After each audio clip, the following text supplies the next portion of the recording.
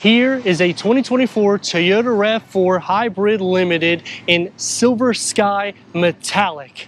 One of the best in class for MPGs, towing capabilities, and amenities that you get, but there's still going to be a problem that I have. Some pros and cons and the comparable rivals that I'm going to compare it to. I'm Anthony from Hawkeye Rides. Starting off, LED headlights and daytime runnings, that is standard LED fog lights. Premium LED headlights are going to go onto the limited trim. The grille is also going to be changed. When you go into the Hybrid LE, it's going to have a matte black hexagonal texture in the interior, whereas this is going to have the same color key for the hexagonal pattern. The blue emblem will be standard on all hybrids. Front parking sensors and an option for a digital rear view mirror starts on this trim. And housed underneath the hood is the Dynamic Force 4-cylinder 2.5 liter that has a combined of 219 horsepower that is paired to an e-CVT transmission. But when we're thinking hybrid, we're thinking MPGs. You're getting 41 MPGs for the city and 38 MPGs for the highway. Changing trims from the base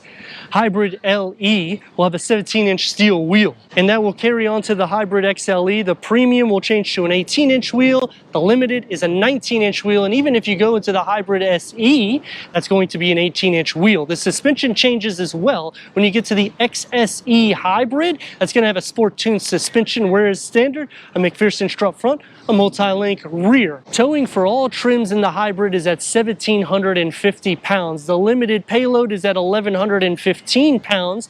The hybrid XLE, 30 pounds more payload. When I'm thinking rival perspective, Honda, this is going to have a better payload and towing capabilities. Honda's going to have a little bit better in the MPGs. When we go to Hyundai, the inline, now it's going to be faster because we have more power than the prior gen, because they just released that in a hybrid trim for 2024, which you're not really looking to go on a track with these vehicles. You're looking to get the best MPGs and the best bang for your buck. The big problem that I have when it comes to Toyota for the RAV4 Hybrid, the same thing when it's a non-hybrid on the RAV4.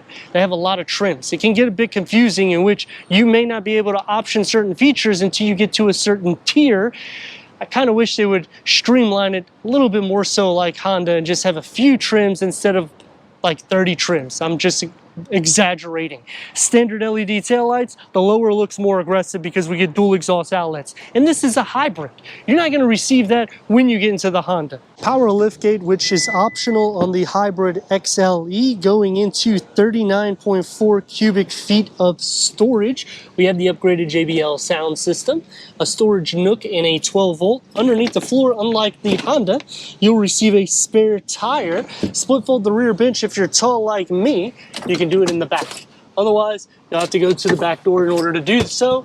That's going to increase cargo to 59 cubic feet of storage.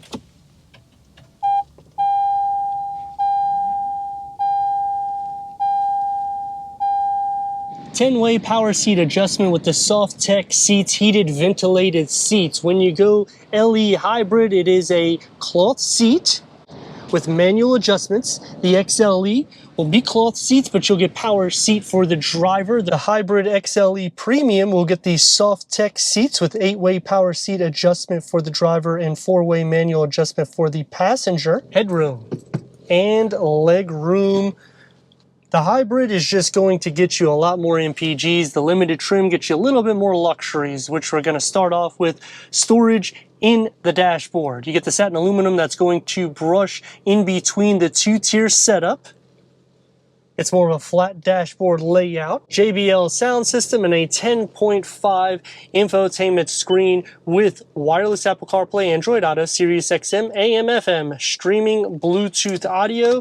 Put it into reverse, and we get a reverse camera with trajectory. You can option a digital rear view mirror. This is an auto dimming mirror with a moonroof, dual climate control settings, optional wireless charging pad, a total of 5 USB ports. When you go into the Hybrid XLE, you'll get the same thing, but if you go to the LE, you only get 3. 12 volt, you'll have the leather around the shifter, and we have some driving modes right here, which you can go through Sport, which will change the digital reader, or Eco.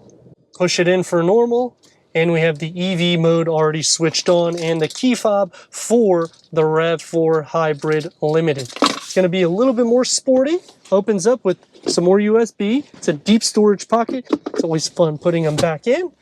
The steering wheel is a 3-spoke multi-function with adaptive cruise control, lane keep assist, and the gauge cluster, you already know that it is a digital reader. It can go through an array of information for the driver, and you can change different settings. You get a storage pocket on the driver's side, and the door panels configure into the dashboard. It's going to be soft touch where it needs to be, one touch up and down for all the windows, and a medium-sized storage pocket with a beverage holder carved out. For the back seat's headroom, and these adjust.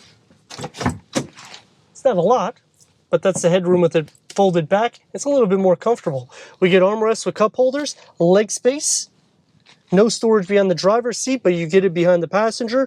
There's the 2 USB ports that you will be missing on the LE with the air vents, and the door panel has the same materials that's found in the front, except the storage is going to be just for one beverage. Sliding into the center, you have some feet space here, but you can see this here kind of holds your foot, so it makes it a little bit tight.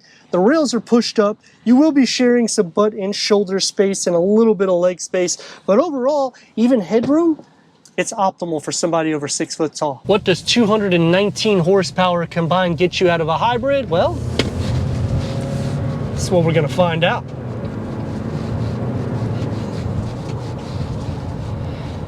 You get an exhaust note that filters in. Otherwise, it's going to be very quiet for the most of the drive. And most of the people that buy this type of car, you're not looking for full performance. I like that you still have capabilities of pushing the throttle and going somewhere, so it's not like it's just going to take you 10 hours to get to light to light. The visibility is good because you sit up high enough. And when I'm thinking comparable rivals like Honda, they don't even offer a spare tire, plus the towing capacity is a lot less when you go the hybrid trim.